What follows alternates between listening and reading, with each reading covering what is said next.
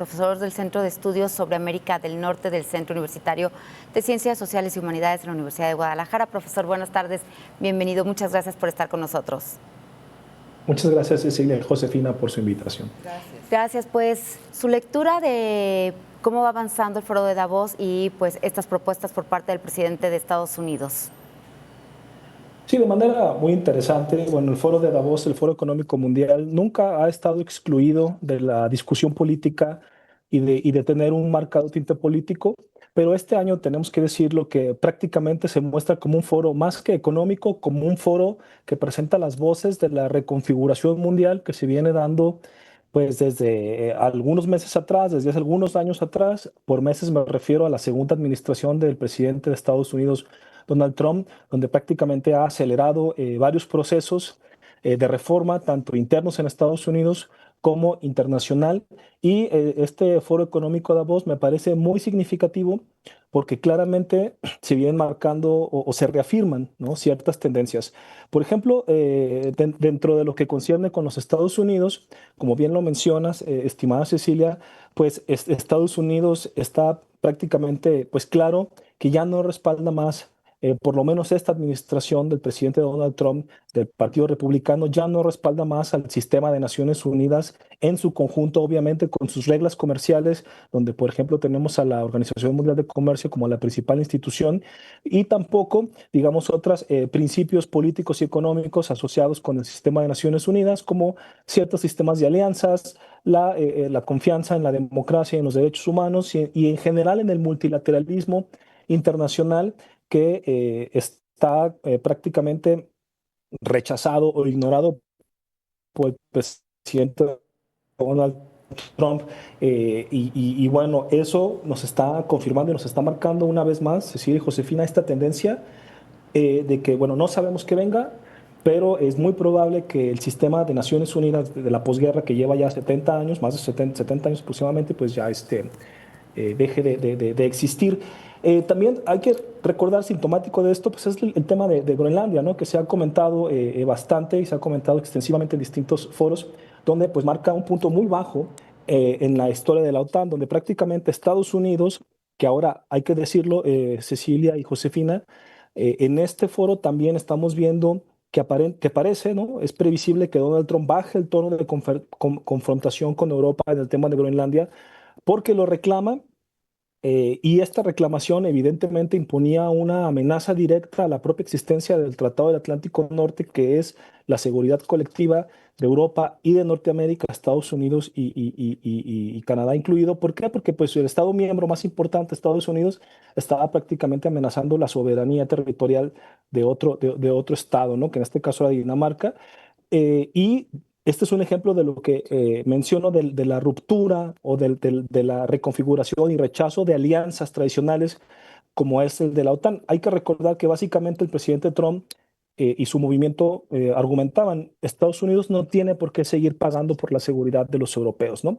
Creo en realidad, en el fondo, hay muchos temas que hablar, por supuesto, pero que en cuanto al tema de Groenlandia, parece que se está resolviendo favorablemente para la OTAN, y que en realidad Trump les dio una carta de negociación muy poderosa a los europeos para que los europeos puedan, al ceder en cuestiones de Groenlandia, pero estas cuestiones no implican la cesión territorial hacia Estados Unidos, en ceder en otras cuestiones como presencia militar, pues en realidad la OTAN se podrá beneficiar porque Estados Unidos sentirá más presencia y poder en Groenlandia, y a la vez no se va a amenazar la existencia de la OTAN, que ese es otro punto muy interesante y crítico que se ha manifestado en el Foro Económico de Davos, sobre todo a través del presidente de Francia, Emmanuel Macron, que están los europeos cada vez más convencidos de que necesitan autonomía estratégica, necesitan independencia estratégica de Estados Unidos. Esto es un hito en la historia reciente, porque hay que recordar que si Europa existe como tal, es por la alianza que surgió después de la Segunda Guerra Mundial con Estados Unidos, donde Estados Unidos fue un garante de la prosperidad económica y de la seguridad militar de Europa frente a Rusia, ¿no?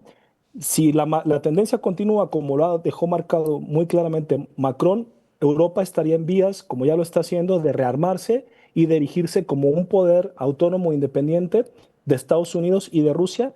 Y esto evidentemente pues no suena muy alentador, porque la parte peligrosa de estos movimientos mundiales es que regresemos a una política de confrontación de grandes potencias donde en ausencia de guerra, de normas internacionales como se están debilitando actualmente, pues el recurso que suele utilizarse es la guerra, ¿no? Canadá es otro tema muy interesante porque el primer ministro Mark Carney recordó la vocación multilateral, ahí sí en oposición a la postura de Estados Unidos, la posición multilateral de Canadá, que vale decirlo, también ha sido una posición no necesariamente de este gobierno mexicano, pero sí históricamente de México, de defender las instituciones y el multilateralismo internacional como un recurso de poder para países, como él los llama, medianos o pequeños, ¿no? Que en este caso Canadá es un país mediano y México también suele entrar en esta categoría, y que en este mundo en reconfiguración, ¿qué les queda? Buscar, como le llama Carney, coaliciones o alianzas pertinentes a sus necesidades, ¿no? Que en el caso de México y de Canadá, pues pueden ser alianzas, por ejemplo, entre Canadá y México, México-Europa, Canadá-Europa, México con otros socios comerciales, como por ejemplo Brasil. Hay que buscar un nuevo mundo que ya no se basa en multilateralismos, pero sí sin dejar de descuidar las colaboraciones, las coaliciones internacionales y las alianzas, pero en el buen sentido, no en el sentido militar, sino en el sentido de poder mantener cierta interdependencia que produzca resultados positivos para los países, ¿no? Pero creo que se vienen confirmando muchas tendencias en este foro económico mundial de Davos. Así es, maestro, gracias. En este foro del neoliberalismo le llamo yo, porque pues así viene siendo desde hace muchísimos años. Pues cosas importantes, ya mencionó el mensaje del primer ministro de Canadá, que todavía sigue siendo noticia el día de hoy. Vimos a una Ursula von der Leyen increíble anunciando un acuerdo con India, maestro, con India. Y también vimos a un presidente de Estados Unidos, Donald Trump, pues minimizando o poniendo en ridículo a los europeos. En este tema que habla usted de reconfiguración mundial, ¿hacia dónde vamos? Pues mira, como lo digo, es sintomático, es muy interesante que lo comentes porque efectivamente el Foro Económico Mundial ha sido el foro de las élites políticas y económicas principalmente. No solamente asisten jefes de Estado, sino también líderes empresariales del sector privado, CEOs, líderes de opinión, académicos reconocidos, y suele representar pues la voz de las élites. Pero en realidad eso también es muy relevante y muy interesante y a la vez un poco alarmante podría ser, porque bueno, las élites ya no tienen ningún empacho en reconocer que este sistema ya no funciona y y se tiene que cambiar, ¿no? Entonces, las élites como grupos dominantes, pues juegan un papel muy importante y su voz, pues ahora está clara, ¿no? Y más, por ejemplo, la opinión de Mark Carney, que ha sido un banquero, tanto dirigente del Banco Central británico, lo siento, y canadiense. O sea, él sabe, digamos, las entrañas del sistema económico mundial y de todo el andamiaje político que lo sostiene, y si él menciona que esto ya no funciona, es porque probablemente ya no funciona. Como bien lo mencionas, Europa se acerca a India. Canadá llama a las coaliciones. La posición de México en este momento es un poco crítica porque me parece que en esos históricos frente a Estados Unidos, pero no se puede saber, estimada Josefina, pero me parece que un punto interesante que marcan los líderes mundiales es la política de coaliciones regionales, ¿no? Lo dijo Canadá, lo dijo Ursula von der Leyen en Europa, China también, obviamente, el acercamiento reciente entre China y Canadá nos indica un poco de esto. México sí ha quedado un poco al margen, les digo por su debilidad estructural que tiene en este momento con Estados Unidos, pero México debería buscar acercamientos con Europa y con Canadá, y yo creo que esa es una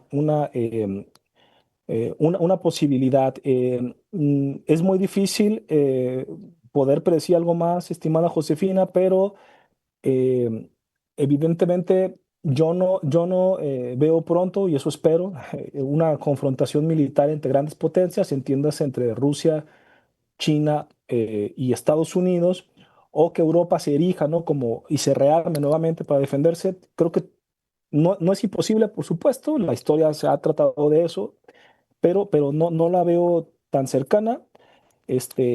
Entonces, creo que van a pasar muchos años para tener un poquito más de claridad de cuáles van a ser las nuevas instituciones. Por lo pronto, creo que este primer año de Donald Trump, instituciones internacionales, perdón, ¿qué va a pasar con el sistema de instituciones internacionales? Este año, primer año del segundo mandato de Donald Trump, nos deja claro, Josefina, que la política del poder duro es la que impera, ¿no? Por ejemplo, en la cuestión de Groenlandia, ha trascendido que Europa presionó a los Estados Unidos en varios frentes en el tema de Groenlandia, como la probable venta de los bonos del tesoro que poseen los europeos, o incluso trascendió, no me consta, pero me suena completamente lógico, ¿no? Que ante una posición más agresiva de Estados Unidos sobre el tema de Groenlandia, Europa podría boicotear el Mundial de Fútbol en 2026. Entonces, no me consta, pero suenan como acciones lógicas de presión, de poder puro y duro de parte de Europa para poder negociar con Estados Unidos, porque es el tono que está mostrando Estados Unidos con el mundo, ¿no? Un tono de balanza de poder, de intereses muy concretos, territoriales, energéticos, que está marcando la pauta. Aquí, obviamente, lo que deben hacer los países y los líderes mundiales, lo marca la historia y el realismo político, es pensar estratégicamente en el interés nacional de cada uno, tratar de aprovechar lo mejor que se pueda de la situación. Sin embargo, como bien lo mencionó el ministro Mark Carney, que su intervención es muy significativa, no se pueden dejar de lado las instituciones y los acuerdos internacionales porque debe haber un mínimo de entendimiento para poder coexistir, ¿no? Muchísimas gracias por darnos el rumbo de lo que está ocurriendo, grandes cambios, por supuesto, y estaremos muy pendientes de cómo va avanzando y si nos permite en un futuro próximo, lo volvemos a molestar. Con mucho gusto. Un saludo a ambas y a su público. Muchas gracias a Miguel Sigala, profesor del Centro de Estudios sobre América del Norte de la Universidad de Guadalajara.